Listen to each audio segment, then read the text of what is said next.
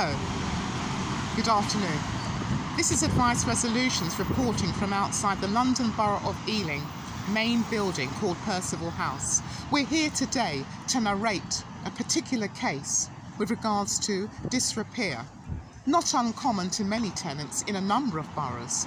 In particular, this case we want you to know about is about a tenant living in a London Borough of Ealing property who has reported disrepair for several months and included a couple of years. Nothing's been done about the disrepair and they're avoiding doing any work in the property, which is to the detriment of the tenant. The tenant is paying a significant amount of rent, but they are being ignored and it's unacceptable.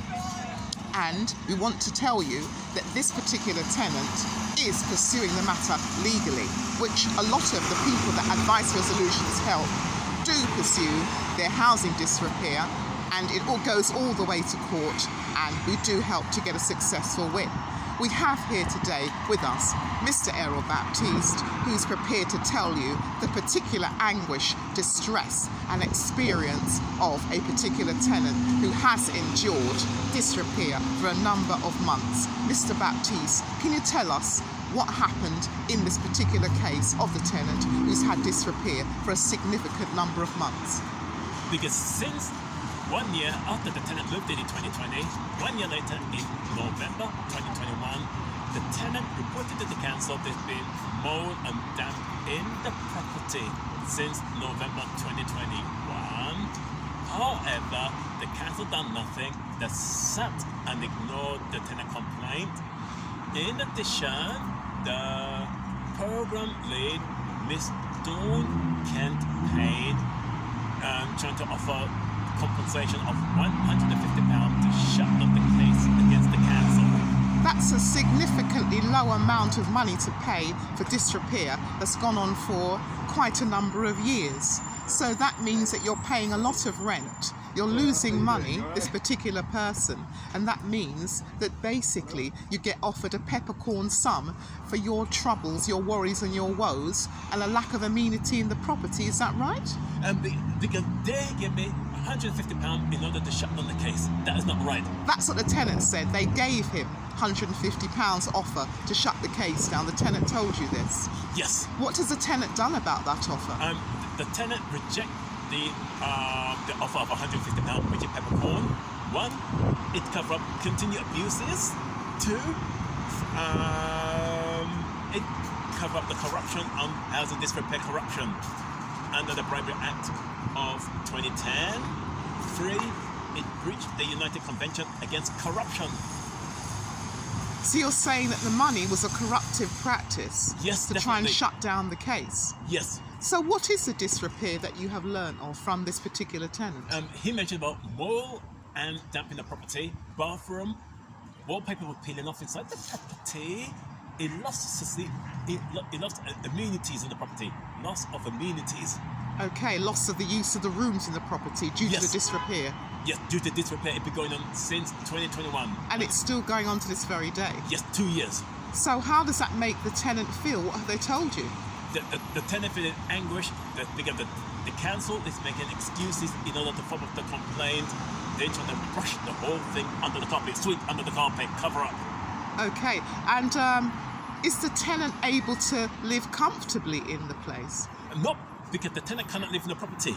Because recently, the council came back trying to offer £150 compensation on the 4th of July as a final settlement for the reason in order to cover up the abuse.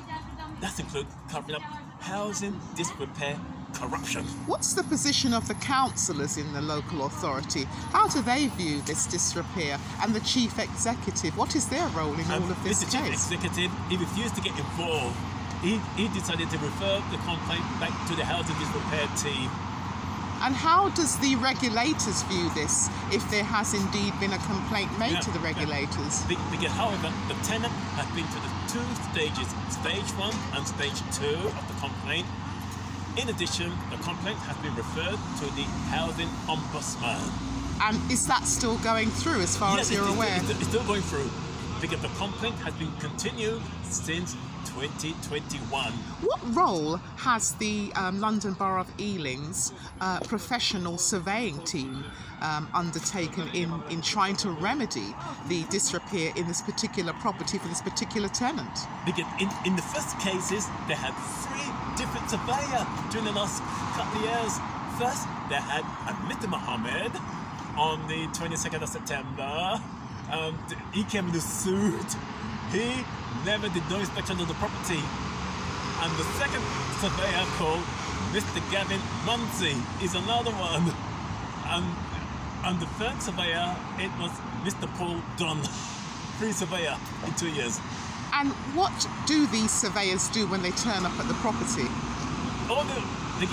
They have failed to follow the whole procedure on the Scott Central. They have failed to follow every procedure on the hazard disrepair, on the recommendation of the Mike Gordon report. So it's just a repetition of one member of staff turning up after another, yes. And nothing concrete is ever getting rectified, remedied, or resolved. Nothing was rectified. And the person is still paying the rent to live substandard in an uninhabitable home, in effect. Because the tenant's still paying substandard accommodation, because the property has been in damp for 2 years to the present day, since November 2021. What is your understanding of London Borough of Ealing's position on damp and mould? Have they sent any documents out? Because with a document to them, they have failed to take proper action. And because due to the fact the housing ombudsman got into them, because the whole complaint has been exhausted against the council. Do you think there's going to be any sort of conclusion to this particular disrepair case any time soon? Because the case is going to go all the way to court, because the council have failed to take the issue of disrepair very, very seriously indeed. Because can I give an example? On the 4th of July this year, 2023, Natalie Bishop, the housing disrepair team, and Ealing Council sent a text to the tenant as an attempt to bribe the tenant out of his litigation claim without going through his lawyers. Abuse of position under the Fraud Act 2006, committed bribery with corruption contrary to the Bribery Act 2010. It contravened the United Nations Convention Against Corruption. Okay, so you're saying that a lot of the contact mainly surrounds corruptive council staff practices who aren't really getting to the core of the disrepair issue. They're just circumventing it so they avoid making any decent compensation payments, but they're still leaving the tenant in substandard housing as far as you're aware. Yes, definitely, 100%. They want to keep the tenant in substandard housing. They're trying to avoid the whole issue of compensation. What can you tell me about the effects, before we go any further, what can you tell me about the effects of living in bad housing on a person? It is prejudicial to tenant health. It is prejudicial to tenant health. Okay. Yeah. In what way would you say it's prejudicial to health? Due to the medical report from the hospital down the road. Okay. So the tenants told you they've got medical problems as a result of the poor housing? Yes, due to the coming to the lungs. Okay. And can you tell me what the cost of all of this is to the council and NHS? I mean, I'm not saying give a specific figure, but I'm just asking you to consider in millions and thousands. What would the cost be? You know, in your estimation, if they don't keep their properties in good condition? It will cost them 5-figure sum in bills if they keep the property in disrepair. Okay. And it's a poor investment if you continue to underfund your properties, wouldn't you agree? Yes, definitely, 100%. Okay. And do you think that, you know, if you haven't got decent housing, it could render you homeless in certain aspects? Do you think so? Definitely, if they did the job properly, get the property fixed, everything, it would reduce the impact of heavy National Health Service bills. Thank you. Well, that's us, and the conversation has been very useful so that we understand fully how bad housing affects each and every individual in the London Borough of Ealing. And thank you for taking time to listen to this video. And we'll leave you with this thought and this piece of advice, that if you have any disrepair in your housing property, contact a reputable solicitor and or legal consultancy. And most of all, do take care and look after your health. Bad housing can lead to poor health outcomes. And this is Advice Resolutions, Angela Bennett. Thank you for listening. Goodbye.